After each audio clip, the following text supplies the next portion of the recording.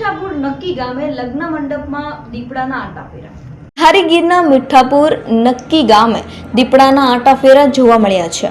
મીઠાપુર નક્કી ગામે લગ્ન પ્રસંગના મંડપમાં દીપડાએ લટાર મારી હતી। લગ્ન પ્રસંગનું કામકાજ પૂર્ણ થયા બાદ દીપડાની લટાર મંડપમાં જોવા મળી હતી। લગ્ન પ્રસંગ મંડપ પર દીપડાની લટાર સીસીટીવી કેમેરામાં કેદ થઈ હતી। દીપડાનો વિડીયો સોશિયલ મીડિયામાં વાયરલ થયો છે।